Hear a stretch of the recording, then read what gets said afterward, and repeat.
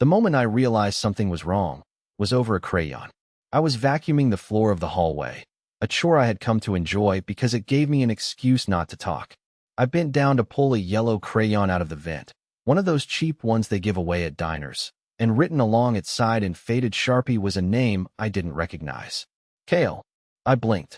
We didn't know any Kale. Our daughter's name was Roanne. She was 3. She couldn't write yet.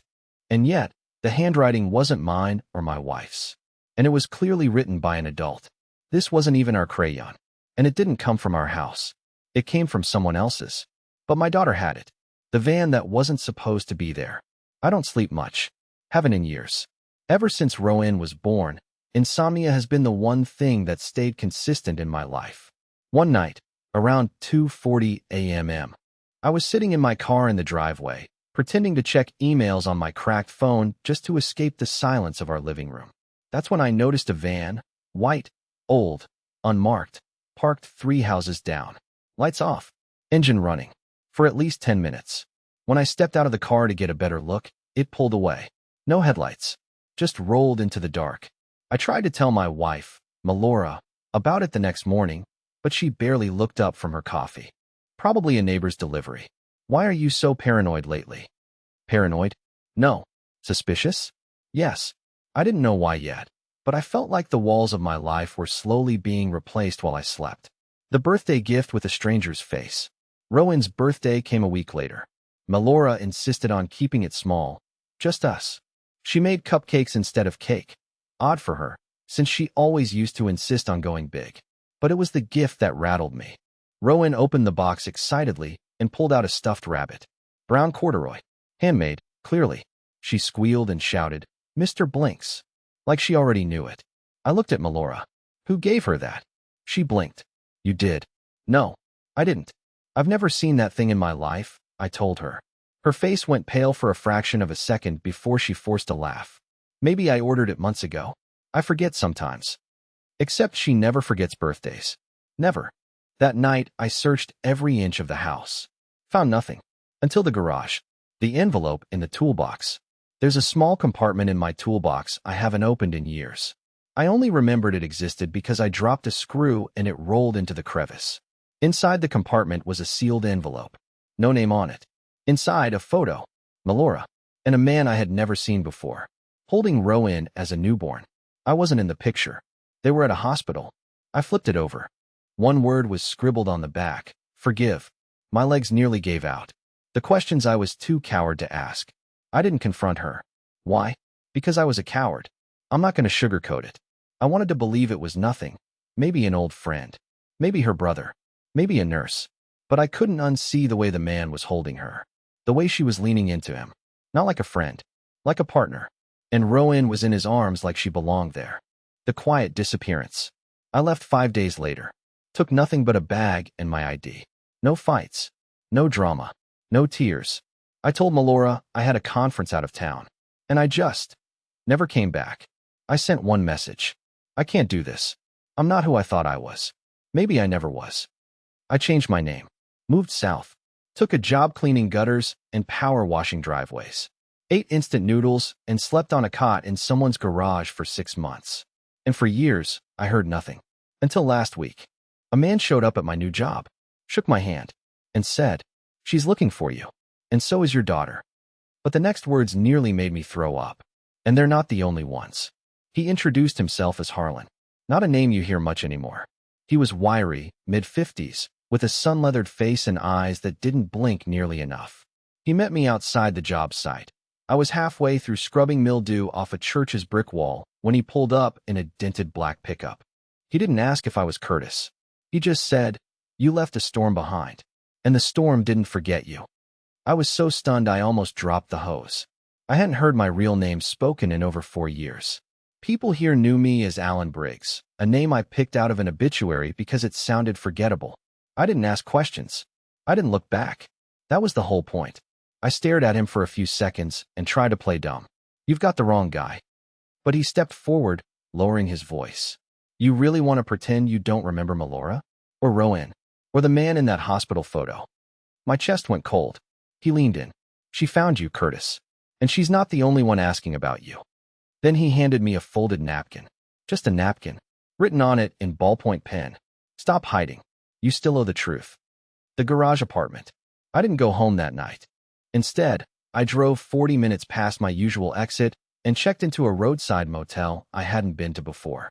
The kind of place that smelled like burnt coffee and pine-scented bleach. I sat on the bed with the napkin in my hands, staring at that sentence until the letters started to blur. Oh, the truth? To who? To Rowan? To Melora? To the man in the photo? Or was there someone else I didn't even know about? That night, I didn't sleep. Again. But this time, it wasn't guilt keeping me up, it was fear. Because something about Harlan felt off. Like he wasn't just some messenger. Like he was watching me closely. Like he had been watching me for a while. The box in the attic. The next day, I did something reckless. I went back to my old house. Yes, the one I abandoned. It had been rented out since I left, but I still had a key. I had kept it on my ring for years. I told myself it was for closure, but deep down I knew it was cowardice. The house looked almost the same, except colder. The garden was overgrown. The wind chimes were gone. A new car sat in the driveway. I waited until dark. Then I slipped in through the back. The attic was where I kept the things I couldn't take with me. High school yearbooks, wedding photos, a wooden toy chest I had made for Rowan before she was born. But what I was looking for was a black shoebox wrapped in duct tape. I found it, exactly where I left it. Inside were copies of old documents, birth certificates, DNA test results, and a second photo, one I never showed anyone. In it, Melora was holding Rowan. In the same hospital room, but this time she wasn't smiling. And neither was the man beside her. It was the same man from the first photo. Only now, he was staring at the camera like he knew exactly who would find the picture years later. Like he was daring me to come back. On the back of this photo, there was writing too. But it wasn't the same neat handwriting as before. It was scratchy, messy. It said, "You were never meant to know." The call I shouldn't have answered. As I was climbing back down the attic ladder, my burner phone buzzed. No caller ID. I almost let it ring out, but something made me answer. At first, all I heard was static.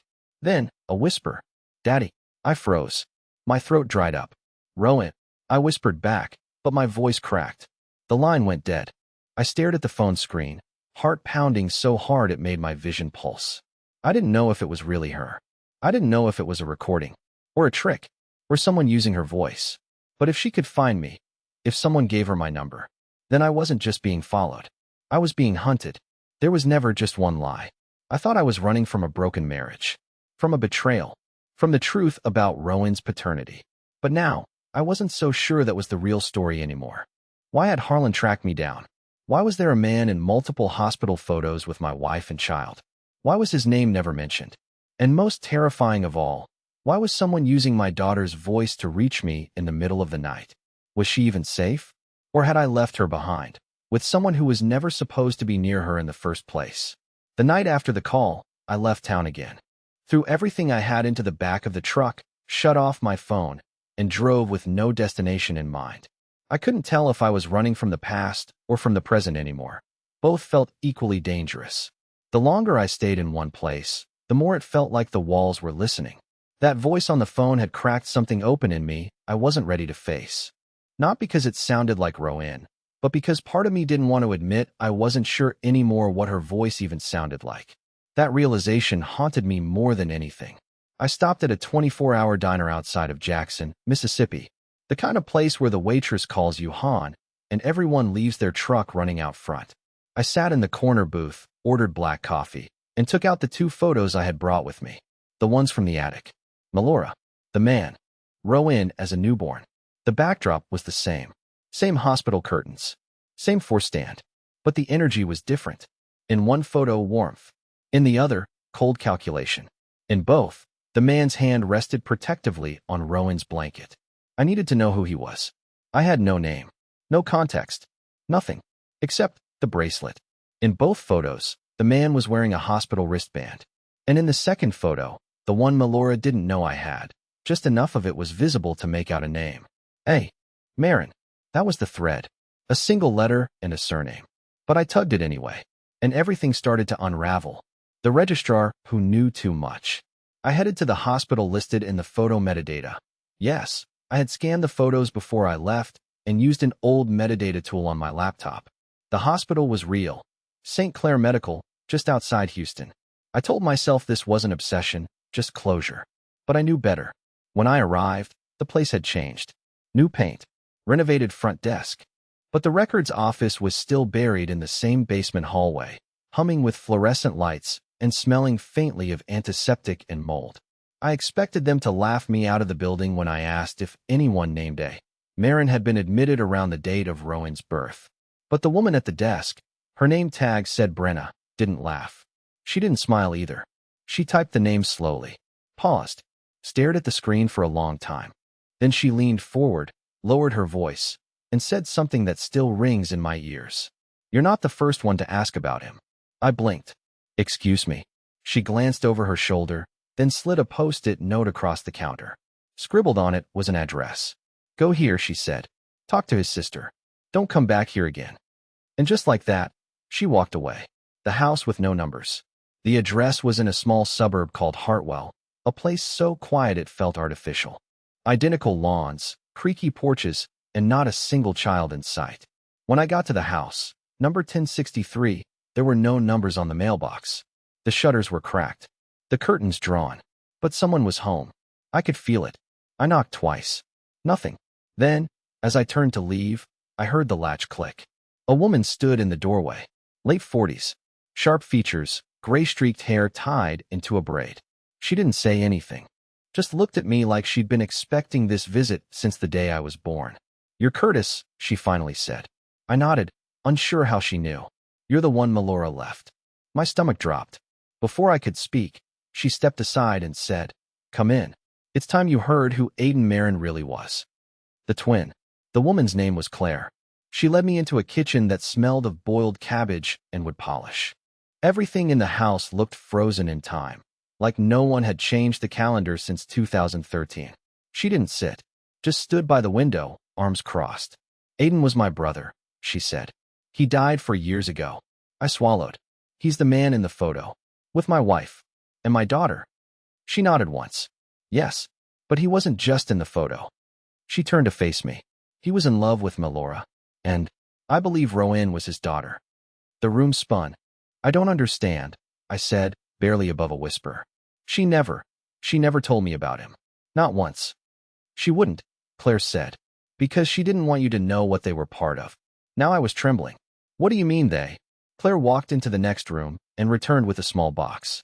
Inside were dozens of photographs, newspaper clippings, Polaroids, documents, birth certificates, not just Rowan's, but 3 others, all with the same mother listed. Melora O. Kent. She had 4 children, but only one had ever been mentioned to me. The family I never knew existed. I went through the documents like a man possessed. Each name was new. Each photo of Melora with another child chipped away at everything I thought I knew about her. 2 girls, 2 boys, different fathers, different cities, all born in different states, sometimes under aliases. And in every photo, Aiden was there, smiling, holding the child, sometimes with Melora, sometimes alone. She and Aiden were part of something strange, Claire said quietly, something they never explained. All I know is, when Melora showed up pregnant with Rowan, Aiden was the only one who didn't flinch. He took them both in. But then why me? I asked. Why marry me? Why raise Rowan with me? Claire just stared at me for a long moment, then said, maybe because you were never supposed to ask questions. I left Claire's house with the box of documents, but my hands were shaking so badly I nearly dropped it on the porch. She didn't try to stop me. I think she knew that once I saw what was inside, I wouldn't be able to walk away, not again. Back in my truck, I sat for over an hour, staring at a photo of Melora I had never seen before. She was younger, maybe early 20s, standing in front of a rundown gas station in Nevada, holding a toddler boy in one arm and gripping the hand of a little girl with the other. Her expression was blank, not happy, not sad, just numb. On the back of the photo, written in thick black marker, were 3 words. Last time seen. That was the moment I knew I wasn't just unraveling a betrayal. I was unraveling something far bigger, something dangerous. I flipped through more papers. Found a birth certificate for a boy named Miles Kent, born in 2009 in Flagstaff, Arizona. Mother, Melora O. Kent. No father listed. A note paperclip to the back read, reported missing in 2014. Never officially filed with police. What the hell did that mean? The teacher who remembered too much. I needed to know if Miles was real, if he had ever existed outside of these photographs and yellowed papers. So I went back to Arizona. Flagstaff. The hospital listed on his birth certificate, Evergreen Mercy, had been torn down, but I tracked down an old staff directory and found the name of a nurse who worked there at the time, Jeanette Hoyle. She still lived in town, retired now, according to a directory I found in the library archives. I visited her unannounced. She opened the door with a cane in one hand and a teacup in the other. When I explained why I was there, delicately, without accusations, her expression went rigid. "You said the name was Miles Kent?" she asked. "Yes. Born 2009. Mother was Melora Kent." She nodded slowly, then turned and walked inside without a word, leaving the door open. I followed. Inside, her home was covered in plants. Ferns, succulents, orchids, like she was trying to keep something alive that didn't want to stay. She motioned for me to sit, and then returned a few minutes later with a manila folder that looked older than I was. "I kept copies of birth records from my last year," she said. "Don't ask why. Maybe I had a feeling something wasn't right." She opened the folder and pulled out a sheet. "Miles Kent, 7 pounds, 2 ounces. Healthy. I remember Melora," she said quietly. "Not just from the birth. She was here for a while. Months, actually. Said she was running from someone. Said she needed to start over." "Was there a father?" I asked. She hesitated. "No, but she did have a man come visit once. Very polite. Wore gloves. Barely spoke." "Do you remember his name?" She shook her head. "But I remember how the child acted after that visit." I leaned forward. "What do you mean?" Miles stopped talking. He was 2 at the time. Wouldn't speak. Wouldn't eat. He just stared out the window for hours. That's when she said something I'll never forget. And then, one day, they were just gone. Middle of the night. No forwarding address. No goodbye. And the next week, someone came asking about them. Said he was from Child Protective Services. But I checked. No one by that name worked there. "Do you remember the name?" She nodded once. "Harlan. Back from the dead." I left Jeanette's house and sat in my truck in silence. I hadn't told her about Harlan. About him finding me. About the napkin. About the way he knew things he shouldn't have. But now I was starting to realize something horrible. Harlan had been watching Melora before he ever came for me.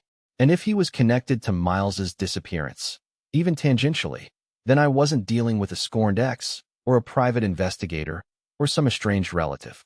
I was dealing with someone who'd been pulling strings for a long time. Someone who operated in shadows. I checked the folder again. Tucked in the back was a photo that didn't belong, newer than the others. It was Miles again, or at least, I think it was him. A little older, sitting in the back of a classroom, looking straight into the camera. Someone had taken the photo through a window. On the bottom corner, in smeared pencil, was a date. April 2017, 3 years after he was supposedly missing. And beneath that, 3 chilling words. "He remembers everything." Melora's final warning. I hadn't spoken to Melora since the day I walked out, but now I had no choice. I needed answers, real ones. Not guilt, not excuses. Just truth. I called the number Claire gave me, the one Melora was supposedly using now. It rang 6 times before someone picked up. Not her. A child's voice. "Hello." It was a boy. "Hi. Can I speak to Melora, please?" I asked. The line went silent for a moment. Then, another voice came on. Hoarse. Rushed. Terrified. "Curtis." It was her. "You need to stop," she said. "You need to stop digging. Right now." "Melora, what happened to Miles?" "Curtis, listen to me. I don't have time. I know who you've talked to. I know what you found. But if you care about Rowan, if you ever loved her, leave this alone. I need to know the truth. You don't. You think you do, but you don't. Some people don't stay buried because they're dead. Some stay buried because what they know is too alive." Then she whispered something that chilled me more than anything she had ever said. "I tried to protect you, but you left. Now he's coming for you." Click. The line went dead. The day after Melora's warning, I started having nosebleeds. Nothing dramatic, just tiny streaks in the tissue that I chalked up to stress. But in the back of my mind, something about that detail unsettled me. Like my body was reacting to truths I hadn't even fully uncovered yet. Like something was breaking open inside me, just beneath the surface. I couldn't sleep. Couldn't eat. Every time I closed my eyes, I saw that grainy classroom photo of Miles staring through the window. That look in his eyes, it wasn't fear. It was clarity, a kind of knowing that no child should carry. That's when I decided to track down the school. It took a week of cross-referencing yearbooks, school board filings, and digging through archived district websites from 2017, but I finally traced the classroom layout in the photo to an old private charter school on the outskirts of Albuquerque. St. Raymond's Educational Center. Shut down in 2019 due to lack of funding. But archived staff records were still available through a local education nonprofit. One name stood out: Theo Lark. He had been a part-time counselor at St. Raymond's during the exact year the photo of Miles was dated. I found an address, drove 7 hours straight, and when I got there, I almost turned around, because someone had already gotten to him first. The man with no eyes for light. Theo lived in a duplex behind a defunct laundromat. His front yard was more rusted tools than grass. I knocked twice, and when he opened the door, I saw the damage instantly. One eye clouded white, the other red-rimmed and sunken. His hands shook as he held the door half open. "You hear about the boy?" he asked, like it was the most normal question in the world. "Miles Kent," I said. He looked over my shoulder, scanned the street, then opened the door wider. "Come in." "But I didn't see you." His living room was full of books. Not novels, notebooks. Spiral-bound, duct-taped, written in margins filled with erratic, looping handwriting. He gestured for me to sit, but remained standing, as if afraid the walls might move. "I knew him for 2 months, Theo said. "Miles came in mid-semester. No transfer records. No parent pickups. He was just there, like someone dropped him off and forgot to tell anyone." "Did he ever talk about his mom?" Theo nodded. "He talked about a place with no windows. Said he used to sleep under a red light. Said the man there wore gloves and didn't blink." My blood froze. "Did he mention a name?" I asked. Theo sat down slowly and stared at the carpet. He said the man was called Father even. Not Dad. Not Mr. Father. Like a priest. But I checked. There's no church nearby with anyone by that name. Nothing in state records. Nothing in the diocesan files. Then Theo looked up, and his voice dropped to a whisper. But he knew things he shouldn't. Things about me. Things I'd never told anyone. He told me what happened to my brother. Told me what my grandmother said on her deathbed. How would a kid know that? I didn't have an answer. Then he stood, walked to the window, and pulled out a shoebox from behind a curtain. Inside, drawings. Crude ones, childlike. But what they showed, there were dozens. Rooms with no doors. Beds with no pillows. People with blank faces and numbers where their eyes should be. And always, in the corner, a man with long arms and a circle drawn over his face. I picked up the one that made my breath catch. It was a drawing of a girl. Rowan. She was older in the drawing. 7, maybe 8. Standing in the same room as Miles. And above her head was one word, written in uneven block letters. Replacement.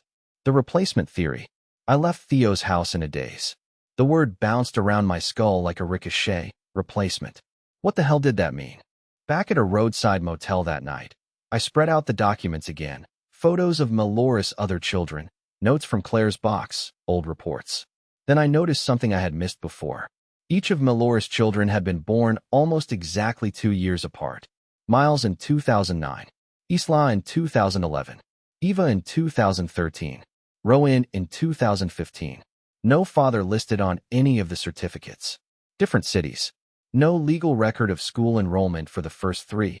Only Rowan had been officially registered anywhere. And even her documents had inconsistencies in the timestamps. It was like each child had been a copy of the last. A draft. And Rowan was the final version. Or the last one that survived. I felt physically ill. What had I walked away from 5 years ago? What had I left Rowan with? Was Melora protecting her? Or preparing her for something? Was Rowan even Melora's child at all? The hidden folder. I powered up my old laptop.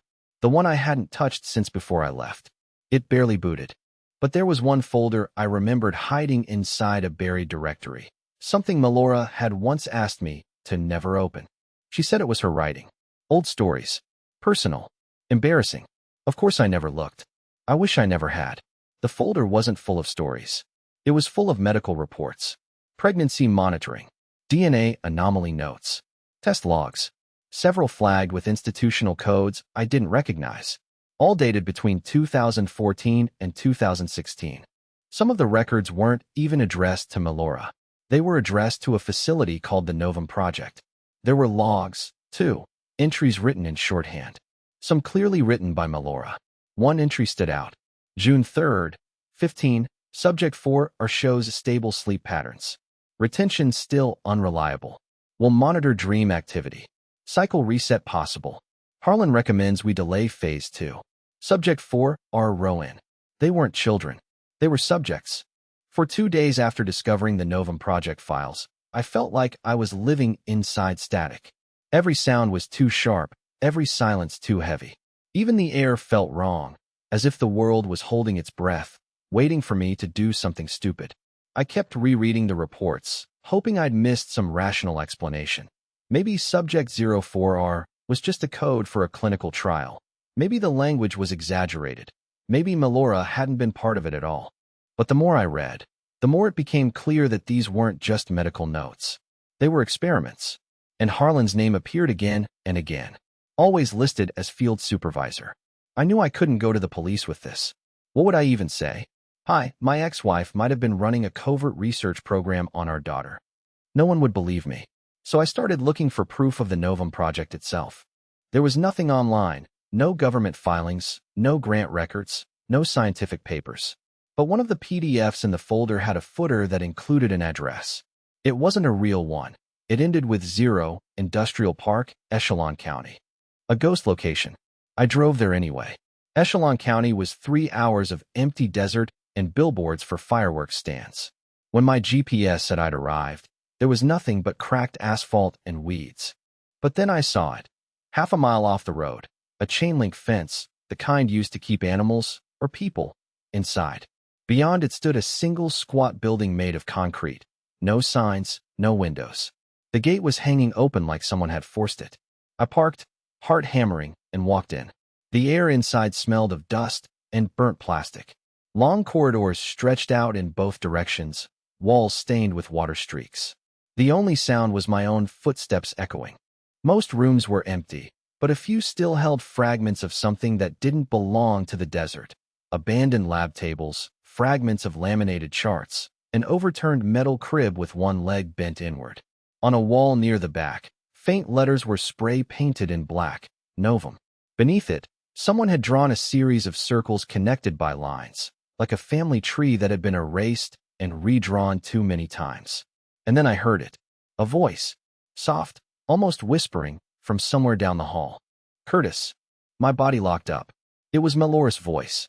I followed the sound into a smaller room lit by sunlight filtering through a hole in the ceiling. A woman was sitting on the floor with her back against the wall, holding a stack of folders. For a moment I thought it was her, but it wasn't. The woman was younger, maybe 30, wearing a hospital badge with the name Dr. A. Linden. She looked at me without surprise, as if she had expected me all along. You found it, she said. I was wondering when you'd come. I tried to keep my voice steady. Who are you? I worked here, before they shut it down. She set the folders aside. Before he shut it down. Harlan. She nodded. He burned most of it, but not everything. I glanced at the folders. What was this place? Her expression flickered between guilt and exhaustion. It started as a sleep memory study, neurological retention in early development. But it turned into something else, something they called replication cognition. They believed if you could perfectly map the electrical patterns of a child's developing mind, you could reproduce it. A copy that remembered everything. A second chance. My stomach turned. Are you saying? She interrupted, her tone sharp.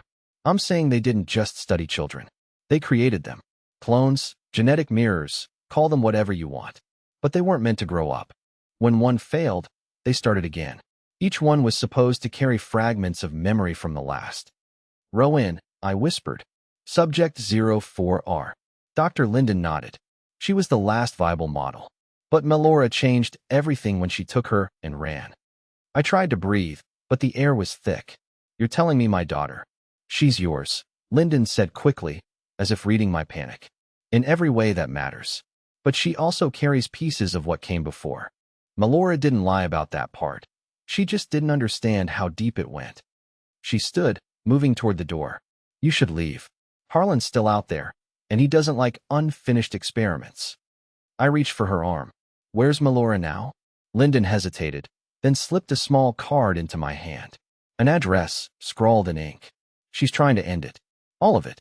But if you go after her, you'd better be ready to hear what she's protecting Rowan from. It isn't me. It isn't her. It's the thing that remembers you when you sleep. Before I could ask what that meant, she was gone, out through a side door that slammed shut behind her.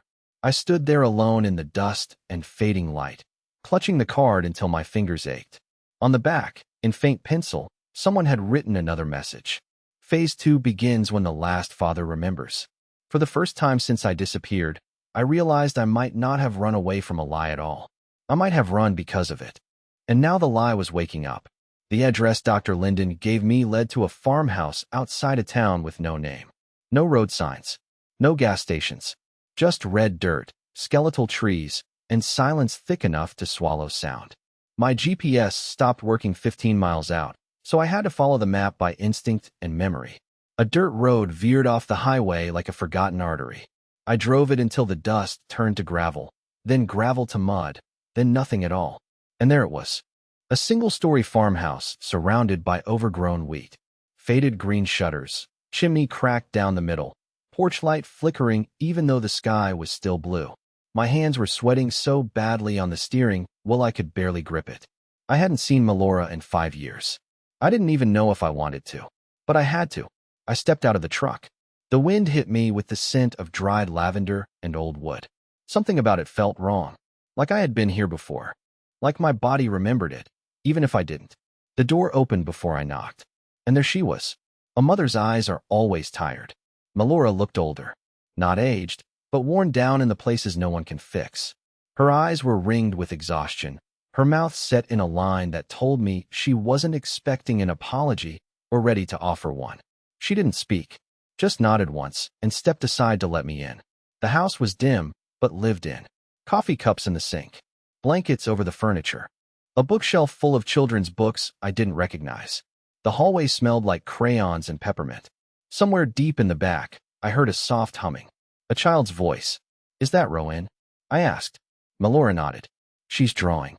That hit me harder than I expected. It was such a normal thing.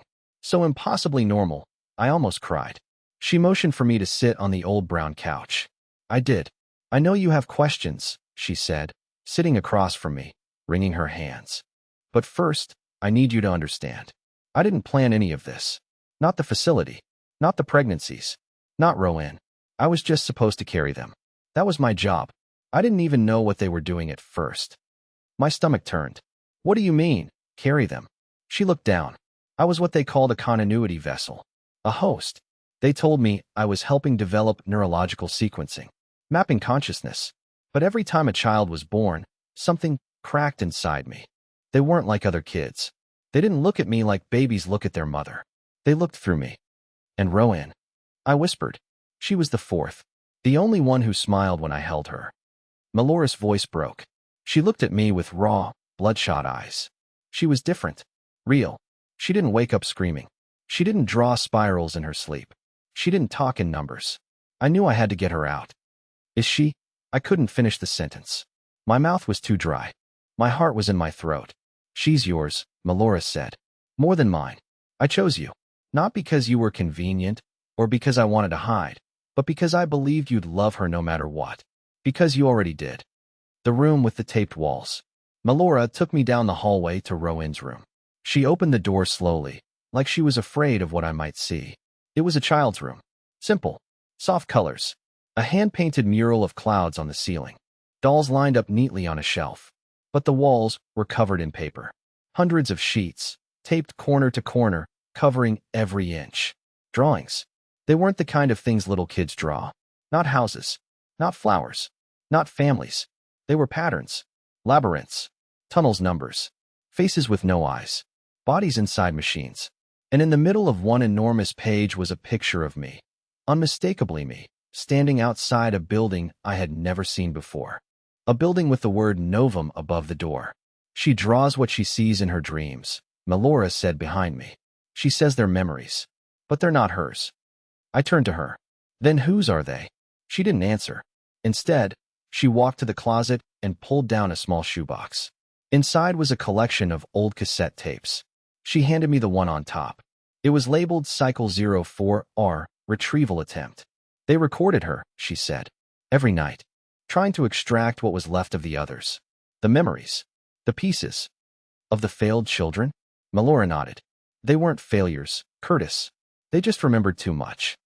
The truth hidden in her voice.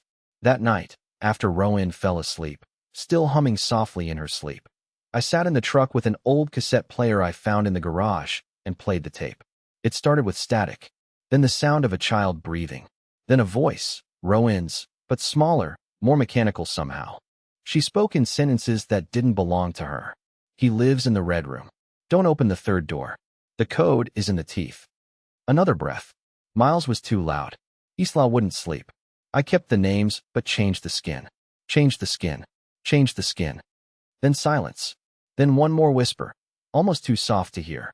Curtis is the final key. I dropped the recorder. It hit the floor, cracked open, tape spinning like a heartbeat gone off tempo. I couldn't breathe, because that voice didn't sound like memory. It sounded like instruction, and I had a terrible, gut-level certainty. Phase 2 hadn't already started. I was the one meant to activate it. I didn't sleep that night. I watched over Rowan while she slept curled on her side, hand gripping the corner of a drawing taped to the wall. The paper fluttered slightly each time she exhaled, like the room itself was breathing with her. She looked so peaceful, so small, so normal. If I hadn't seen the tapes, if I hadn't walked through that facility, I would have believed she was just a child like any other. And maybe that was the point. Maybe she was. Or maybe what made her real wasn't how she was made, but what she had survived. And the same could be said about me. The man behind the mirror. Harlan came the next morning. I heard the tires crunch the gravel outside. A black car. No plates. He didn't knock. Just waited by the porch, hands folded behind his back like a man who'd already won. Melora wanted to hide. I told her no. I stepped outside. The sun was low, still soft, shadows drawn long. Harlan looked older now, like time had finally found him. His eyes were pale, almost translucent, but his voice was as calm as ever. You've done well keeping her hidden, he said. I'm not hiding her anymore. He tilted his head. So what's the plan? Live out here in the dirt, pretending none of it ever happened? She's not like other children. You know that. She's more than you'll ever be, I said. And she's done being your experiment. Harlan stepped forward, but I didn't flinch. Curtis, you don't understand. The code she carries. I cut him off. Is mine. And it dies with me. He looked at me for a long time. Then something unexpected happened. He smiled and said, Good. That was it. No threats. No warning. He walked back to the car and drove away, dust curling behind him like smoke. I never saw him again. The burn. We burned the tapes that night. Every one of them. The files, the notebooks, the photos. All of it. We dug a pit behind the barn and poured lighter fluid over the boxes. Melora struck the match. I tossed it in. We didn't say a word as the past went up in flames, ashes rising into the sky like ghosts finally set free. Rowan watched from the porch, wrapped in my old jacket, holding my hand.